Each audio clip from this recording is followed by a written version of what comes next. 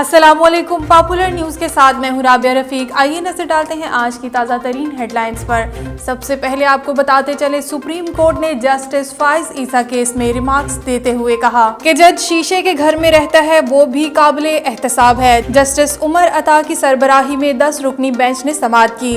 Sindh high court bar और कराची बार के वकील रशीद रिजवी ने दलाइल मुकम्मल कर दिए। इन्होंने कहा कि हुकूमत को आज़ाद अदलिया कभी पसंद नहीं आती। दुनिया भर में जजेस को ओहदे से हटाना मुश्किल तरीन है, जबकि पाकिस्तान में आसान तरीन काम है। क्या जज शीशे के घर में रहता है वो भी काबिले एहतसाब है? किसी जगह तो रेड लाइन खींचना पड़ेगी।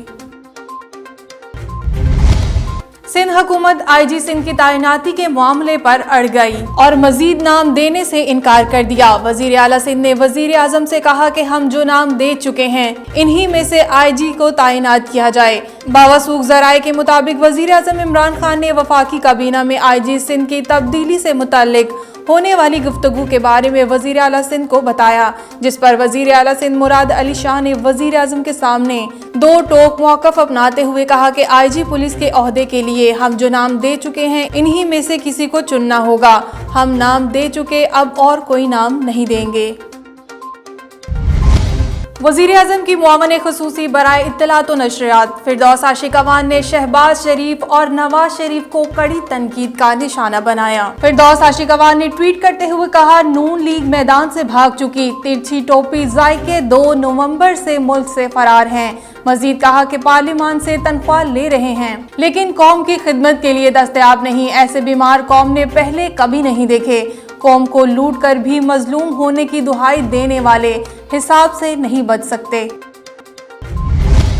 वॉइस एडमिरल आरिफुल्लाह हुसैनी ने कहा है कि पाकिस्तान का अज़ली दुश्मन भारत अरसा दराज से पाकिस्तान के खिलाफ मकरू साजिशें करता चला आ रहा है। आरिफुल्लाह हुसैनी ने कहा कि भारतीय अदारे सोचे समझे प्लान के तहत अपने ही मुल्क के अंदर तखरीबकारी और दहशतगर्दी के ड्रामे स्टेज करके पाकिस्तान के खिलाफ झूठी इल्जाम तराशी करते हैं, मगर भारत कभी भी अपने भोंडे इल्जामात और भारत के अंदर होने वाली किसी भी दहशतगर्दी के वाक़े में पाकिस्तान के मुलव्विस होने का कोई सबूत पेश न कर सका।